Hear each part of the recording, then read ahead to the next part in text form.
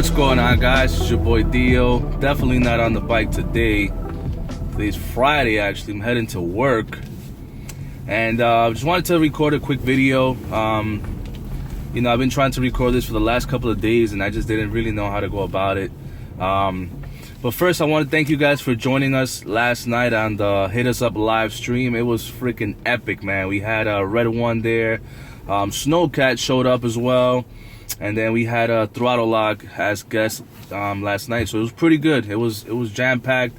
We had a lot of great discussions. So if you guys didn't check that out, I'm gonna put the link in the description below so you guys can check it out. But it was freaking awesome, man. Anyway, so today's video. Oh my God, these people don't know how to drive in New York City, man. Anyways. Alright guys, I ain't trying to get no tickets out here, so you know what, I'm gonna just continue this. As soon as I get home, they catch you with a phone out here is some points on your license too, so I'm good, man. Just catch you guys in a little bit.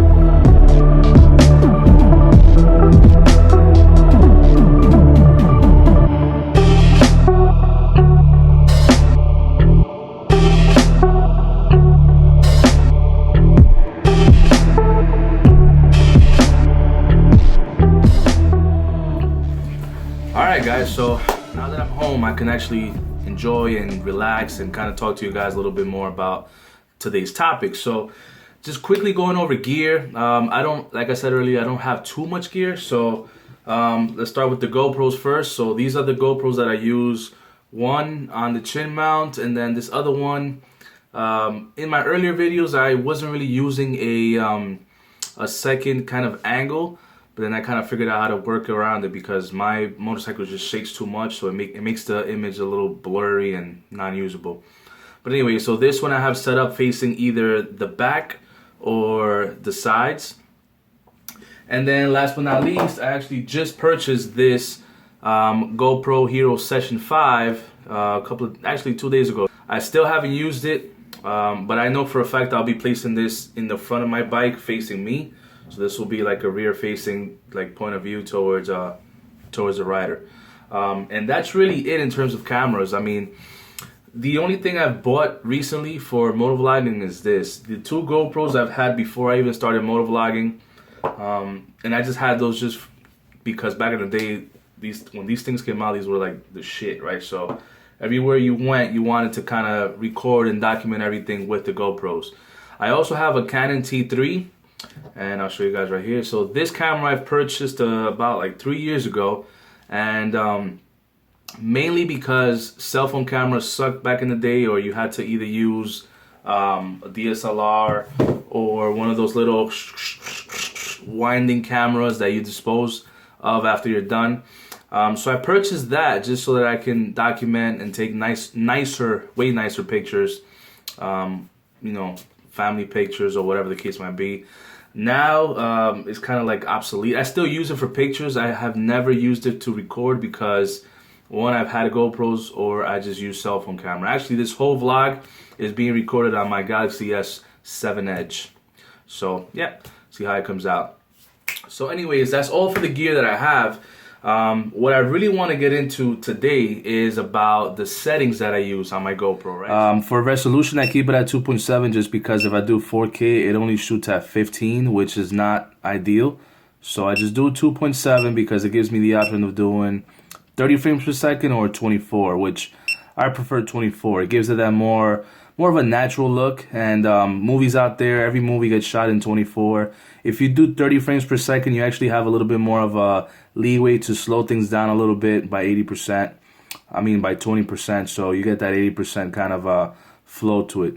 Field of view, I keep it at wide. I could do linear, and from what I've heard, linear was introduced to eliminate the fisheye right from the camera. So if you're having this mounted on a let's say a drone, choose linear, and then it kind of eliminates that fisheye effect. I personally just do it in wide because if you select medium, all it does is just crops the picture. It doesn't really do anything really. So I just keep it at wide. Low light, obviously just off. Spot meter off. Pro Tune on.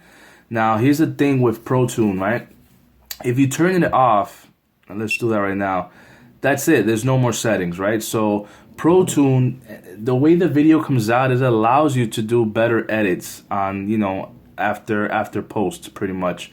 So I've noticed that when I shoot with Pro Tune off, the video comes out a little too dark or too bright, right? With Pro Tune on, it kind of gives it a more balanced look, and you're able to edit it a lot better in post, right? So white balance, a lot of people just keep it in automatic, which is not that bad, but I keep it in native. It gives it a better contrast, a better dynamic range, so I just leave it in native.